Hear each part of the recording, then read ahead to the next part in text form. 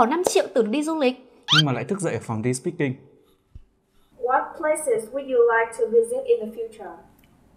Well, I mean, I am not a kind of person who loves traveling so much, but definitely I have some places, on my bucket list. And one of the destinations would be Japan. This is because I have a passion for the anime and the manga from the Japan, and I love to see with my naked eyes all the scenery, all the cuisine that are illustrated in those materials. That's it. Do you think your hometown is a good place for a holiday? So I come from Hải Phòng, a coastal city, and on the natural side, you can easily find yourself immersing in long beaches and beautiful sand shores. And if you are a food lover, the beach can also satisfy you with its variety of seafood, such as crabs, shrimps, lobsters, and so many fish that I can't remember them all. But if you are not really familiar with beach and want to enjoy your holiday within the land, Hải Phòng recently has taken the whole Vietnam by storm with its food tour. Yeah, people flock to my hometown every weekend, either by train or by car, in order to, wander along the city center for different street vendors and even restaurants. And I can name a few specialties in my city that people will definitely love. The long bread with paste and chili sauce, bánh mì que, yeah, to name a few. I don't remember. I have been away from my city for too long, so constantly in my head.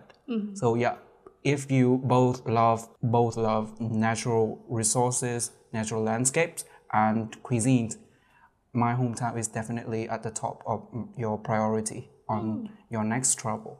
What are the differences between a well-planned trip and a trip that is not well-planned? Well, it's kind of self-evident in the name. While a well-planned trip might involve a lot of schedules, and you can have a tour guide who can help you organize the trip and take you to the must-see, must-visit destinations. Otherwise, a trip that is spontaneous might just involve some activities that are not planned. You can just go wherever you want to go.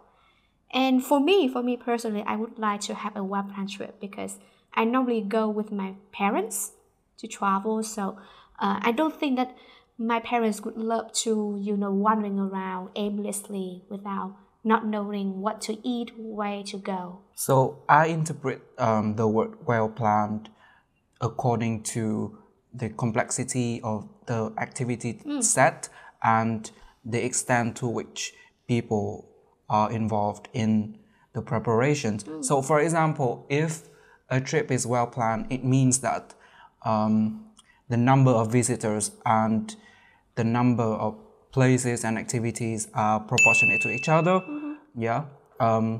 You won't squeeze a lot of activities in such a short time span and involve a huge number of visitors, because that thing is out of the question, especially if you are new to that place and only want to enjoy the quintessentials of that destination instead of random places that you may find interesting on paper, but in reality they do not represent the city's biggest values, and it may disappoint you when you arrive.